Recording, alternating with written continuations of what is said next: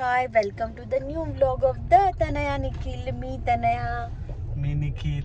तुमचं अगदी आणि हो माझी ही सखी. आम्ही तुमचं अगदी मनापासून स्वागत करतोय आमच्या आजच्या व्लॉगमध्ये. तुम्ही म्हणत असाल की सारखी फिरतीये पुण्यात आल्यापासून. तुम्ही पुण्यात फिरायला चालली आहे, सुट्ट्या टाकून, खास सुट्ट्या टाकून फिरायला आली आहे. सो आता आम्ही चाललो होतो सखीच्या मैत्रिणीला भेटायला. ऑलमोस्ट पोचायवरच होतो आम्ही, बट हा माणूस कुठे घुसलाय? गुड ओल्ड डेज, माझे जुने ऑफिस कडे. I don't know. हा एक 7-8 वर्ष होता इकडे मगरपट्ट्याकडे. आणि जसा कोविडमध्ये त्याने स्विच मारला आणि त्याच्यानंतर तो मगरपट्ट्यात आलाच नाहीये, हो ना? सो कामरा धाम आम्ही इथे चक्कर मारतोय फक्त त्याला त्याच्या जुन्या आठवणी ताज्या करायच्या आहे म्हणून. Feeling good? अरे एक नंबर, गुड ओल्ड डेज. आपलं असं काही नाही, आपण जेव्हापासून जॉईन केला तेव्हापासून वर्क फ्रॉम होमलाच आहे. सो मला ते सुख नाही मिळाले. हां, पहिले 7-1 महिने मिळालं होतं जेव्हा मी परसिस्टंटला होती तेव्हा. त्याच्यानंतर मी जे घेतले ते वर्क फ्रॉम होमच घेतलेत. बाप्पा म्हणजे बाप्पा नेहमी माझ्या साईडला असतो आणि तो माझ्या सखीच्या साईडला पण आहे. तो कट टू डे 2. काल काही शूट म्हणजे करता नाही आलं. सखीच्या फ्रेंडकडे गेल्यानंतर, कारण आम्ही खूप दिवसांनी भेटलो, जवळजवळ वर्षभराने. सो काल ते कॅमेरा वगैरे ऑन करायचं काही लक्षात नाही राहिलं. छोट्या छोट्या क्लिप्स घेतल्या आहेत त्या पण, ह्या पोरी जे खेळत होत्या त्या. तसं काही प्रॉपर शूट नाही करता आलं आहे. सो ठीक आहे. आता वाजलेत सकाळचे 4:15 आणि आम्ही निघालो आहे तुळजापूरला. आमचं दरवर्षी जातो आम्ही तुळजापूरला. मागच्या वर्षी राहून गेलं ऑफकोर्स, कारण मी प्रेग्नेंट होते. पण ते पण रिझन देता येणार नाही, आपण नाशिक पुणे प्रवास केलाच होता का रे. बट आम्हाला तुळजापूरला जायला मागच्या वर्षी खरंच जमलं नाही आणि ते डोक्यात राहून जातं. आता ऑलमोस्ट सप्टेंबर संपत आला आहे, माहीत नाही परत पुण्यात कधी येतो कधी नाही. सो म्हटलं पुण्यात आलो आहे तर जाऊन येऊयात, कारण इथून सोपं पडतं. पुन्हा घरून पुण्याला, पुण्याहून तुळजापूरला अवघड जातं. सो चक्क माझ्या नवऱ्याने सुट्टी टाकली आहे आणि आम्ही निघालो आहे तुळजापूरला. पहाटेच निघालो आहे, कारण मग रस्ता पटपट कटतो. आणि कधी न उठणाऱ्या आमच्या मॅडम त्या पण उठल्या आमच्यासोबत आज 4:30-5 वाजताच. सो मी पण अशी छान तयार झाली आहे. नवरोबा तो पण छान तयार झाला आहे. नाही ऑफकोर्स साडी नाही घातली, कारण होतो मला प्रवासाचा इश्यूज होतो. बट नवीन ड्रेस घातलाय, कारण देवाला चालली आहे. निखिली पण नवीन कपडे घातलेत आणि सखीला पण आम्ही नवीन कपडे घालणार आहे. सो बघूया प्रवास कुठपर्यंत आणि कसा होतो.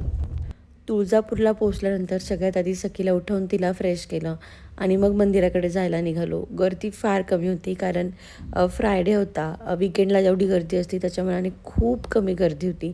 हो नाही चालू होतं, बट फायनली आलो आणि खूप छान दर्शन झालं आहे आमचं. सखीचं तर खूप छान दर्शन झालं आहे. आतमध्ये कोणीच नव्हतं, गर्दीच नव्हती. आम्ही तिघं, देवी आणि ते गुरुजी वगैरे होते. पहिल्यांदा एवढं चांगलं दर्शन झालं तुळजापूरला येऊया. मुळात सखीचं खूप छान झालं, त्याच्यामुळे आम्हाला खूप आनंद आहे, कारण तिला घेऊन यायचं होतं मेन. दर्शन आमचं इतकं छान झालं आणि इतकं पटकन झालं की 11:30ला मी रिटर्नच्या प्रवासाला लागलो आहे आता. सखीची पण झोप वगैरे सगळं झालं आहे. तिचं खायचं मला आणता आलं नाही, कारण ते गार होऊन गेलं असतं आणि गार आम्ही खात नाही.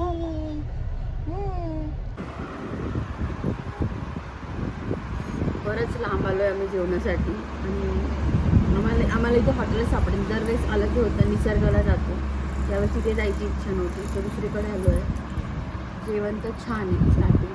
ओहो, बघा पुढे काय काय होतं. बघ कशी येतं बाजार आमटे.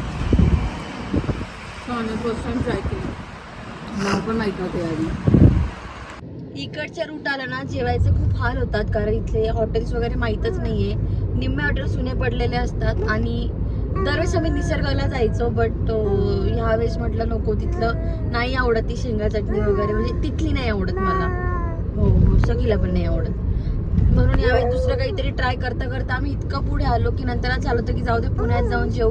पण निखिलला ब्रेक हवा होता, त्याला गाडी चालवून कंटाळा आला होता, म्हणून बसलो आम्ही थोडा वेळ.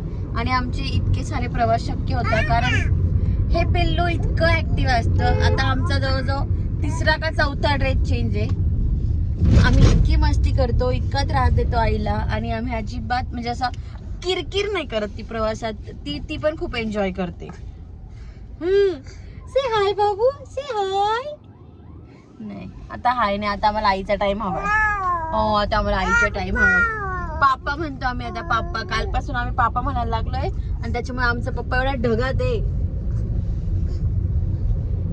बाय जे म्हणतात निखिल बोलतच नाही का, तर निखिल बोलतो पण खूप कमी बोलतो. त्याच्या वाटेचं सगळं मी बोलते. म्हणजे लग्नाच्या आधी आमच्या घरात आवाजच नव्हता. हा पण कमी बोलतो, तात्या पण कमी बोलता, आई पण तेवढ्या पुरतं तेवढं. मी गेली का मगच घरात आवाज असतो. अरे मी बोलते काहीतरी, थांबा की. सो मी असली तरच घरात आवाज असतो. आणि आता हे पिल्लू आलंय घरात आवाज करायला. याने आमच्या पप्पाला बोलतं केलंय. म्हणजे निखिल जो थोडाफार बोलायला लागला ते पण सखीमुळे. काय बोलायचं नाही तुझ्या पप्पाला काही. हे बघ इकडे बघ. आणि अजून एक सखीच्या मापाच्या इतक्या छोट्या छोट्या बांगड्या भेटल्यात ह्या. मला याची खूप हौस होती. दुसरं तर काही तिथे घेण्यासारखं नव्हतं सखीसाठी. ह्या मिळाल्या आणि तिने तर छान घातल्याही. तिला त्याचं काही अजून म्हणजे तिला अजून लक्षातच आलं नाही की आपल्याला अजून काहीतरी आहे. सो चाललंय तर चालू द्या म्हटलं. जितके दिवस राहतील तितके दिवस घालून ठेवूया आपण बांगड्या. म्हण सखी परत पापा म्हण. कॅमेरा ऑन केल्यावर ती कधीच नाही म्हणणार. बाबू काका म्हण. हे पप्पा म्हण.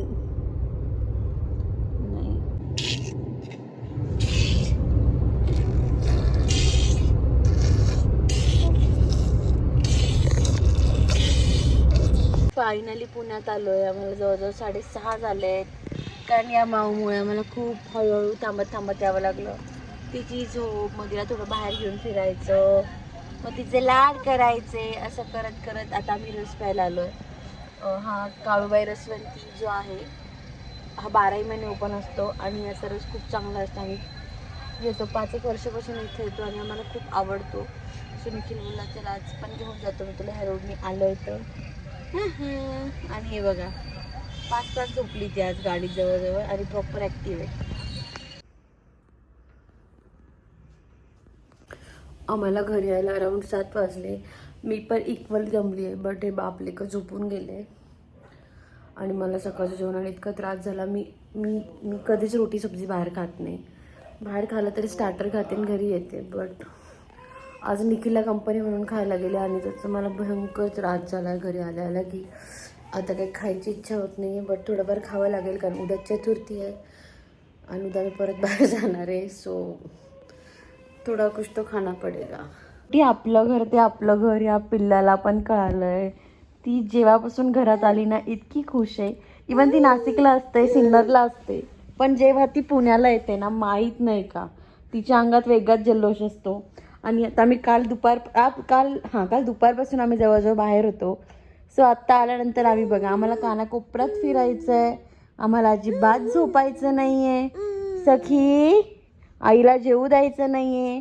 आमचं जेवण झालं आहे पण आईच्या जेवायचं काहीच नाही अजून.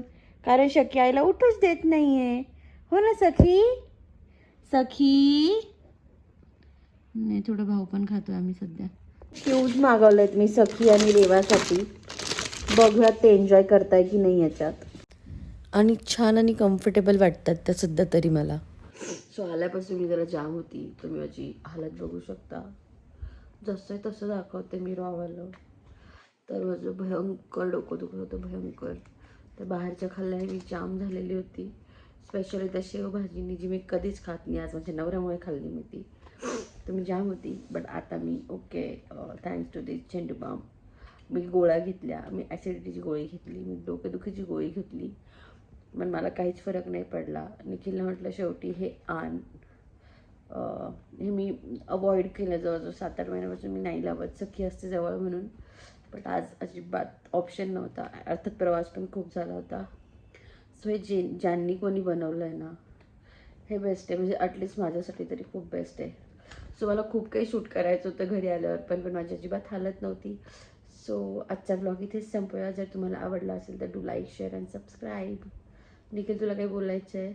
Good night.